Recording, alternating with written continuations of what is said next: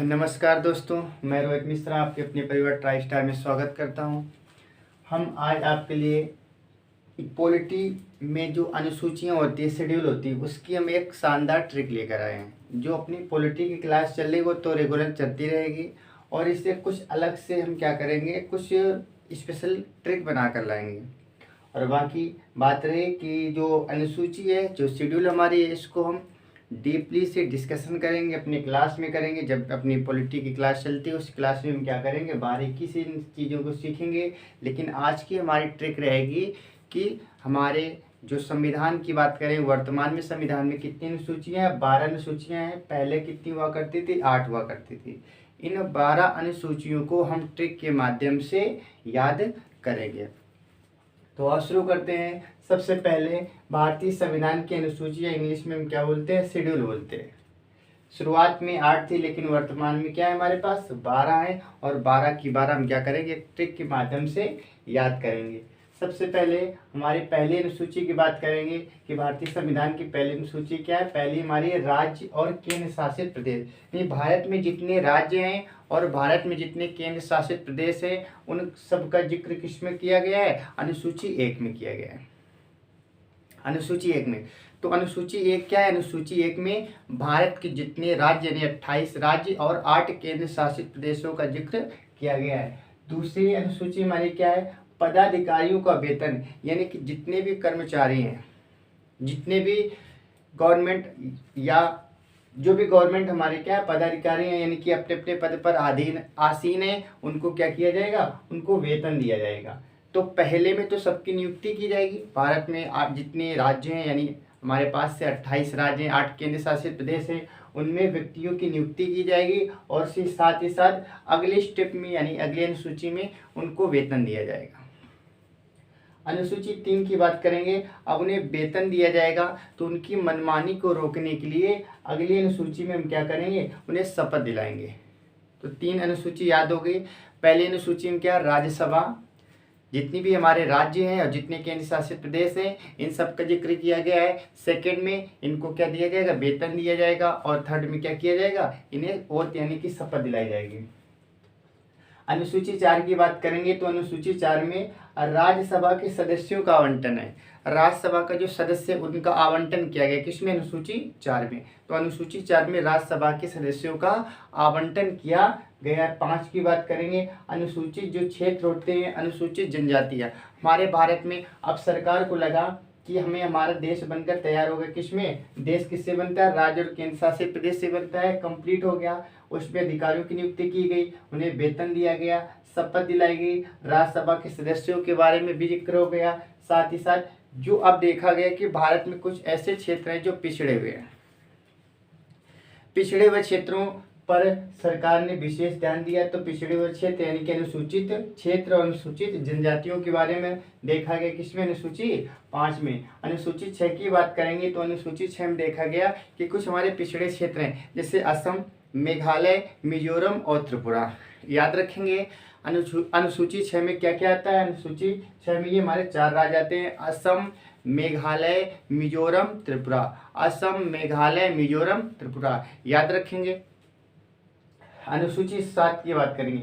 अब यहाँ पर देखा कि अनुसूची 6 में असम, मेघालय, मिजोरम, त्रिपुरा को जब केंद्र सरकार ने विशेष प्रायोरिटी दे दी, विशेष दर्जा दे दिया, राज्यों को विशेष दर्जा दे दिया, जो अन्य राज्य थे, तो अन्य राज्य इससे क्या हुए? नाखुश हो गए। तो उन्होंने क्या किया?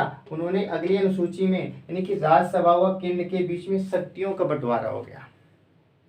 दोनों नाखुश हो गए आपस में, शक्तियों का बंटवारा। जब 6 में असम, मेघालय, मिजोरम, त्रिपुरा को स्पेशल राज्य बनाया जाता है, तो इसमें अन्य जो राज्य हुआ करते हैं, ये आपस में क्या करते हैं? आपस में शक्तियों का बंटवारा करने लगते हैं। जब शक्तियों का बंटवारा हो जाता है, अगली अनुसूची में, जो अनुसूची हमारी 8 है, इस अनुसूची 8 में क्या हुआ?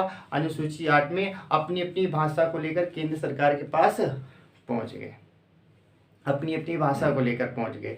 तो याद रखेंगे अनुसूची 1 में राज्य, जितने भी राज्य, जितने केंद्र शासित प्रदेश हैं, 2 में उन्हें जो हमारे पदाधिकारी उनको वेतन दिया जाएगा, 3 में उनको शपथ दिलाई जाएगी। 4 की बात करेंगे तो 4 में हमारे राज्यसभा के जो सदस्य उनका आवंटन किया जाएगा। 5 की बात करेंगे तो 5 में देखा गया जो अनुसूचित क्षेत्र है यानी अनुसूचित जनजाति है उनके बारे में जिक्र किया गया है। और 6 की बात करेंगे असम, मेघालय, त्रिपुरा, मिजोरम की बात करेंगे। 7 में क्या हो जाएगा, 7 में शक्तियों का बंटवारा, 7 शक्तियों का बंटवारा हो जाएगा। 8 में भाषा संबंधी, यहाँ तक याद हो गया होगा।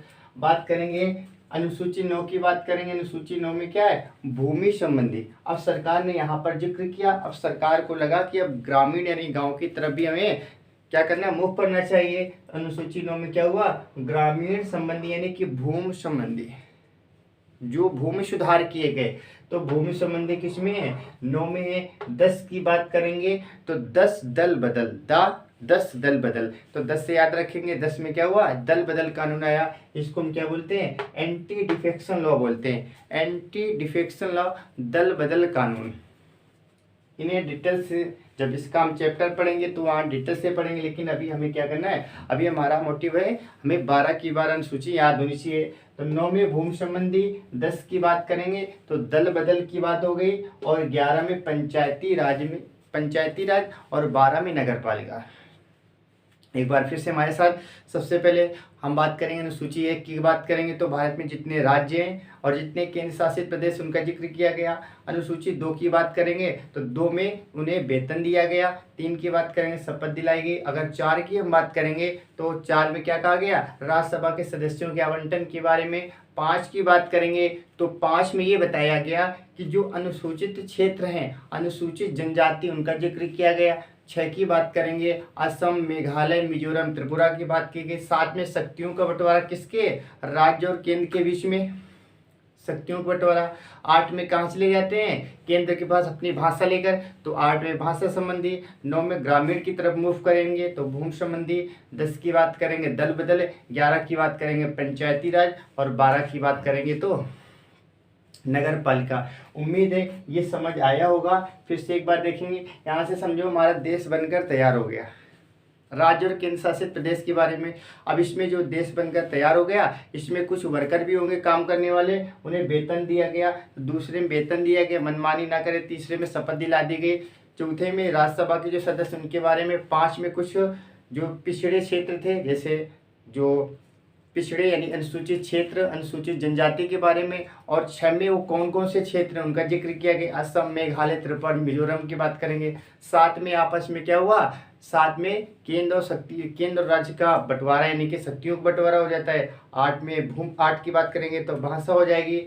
9 की बात करेंगे तो 9 में भूमि संबंधी। 10 की बात करेंगे दल बदल। 11 में पंचायती राज, और 12 में क्या है, तो याद रखेंगे 12 में नगर पालिका का जिक्र किया गया है। उम्मीद है ये सारी चीज़ें आपको समझ आ गई होंगी, ठीक है। और इसमें जैसे ये तो डिटेल्स में पढ़ेंगे, इसमें 3 हमारी सूचियाँ हैं। राज्य और केंद्र में जब शक्तियों का बंटवारा हुआ तो 3 संघ सूची, राज्य सूची और समवर्ती सूची। जब ये चैप्टर पढ़ेंगे तो हम क्या करेंगे, इसे डिटेल्स में पढ़ लेंगे।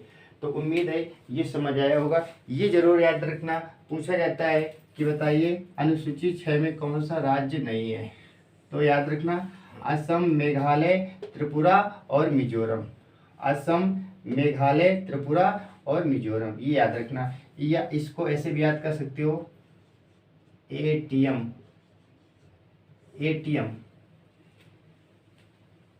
स्क्वायर कर लो, एटीएम स्क्वायर। तो ए से हो जाएगा असम, टी से हो जाएगा त्रिपुरा, एक एम से हो जाएगा मिजोरम, और एक एम से क्या हो जाएगा, एक एम से हो जाएगा हमारा मेघालय। तो मेघालय, मिजोरम, त्रिपुरा, असम।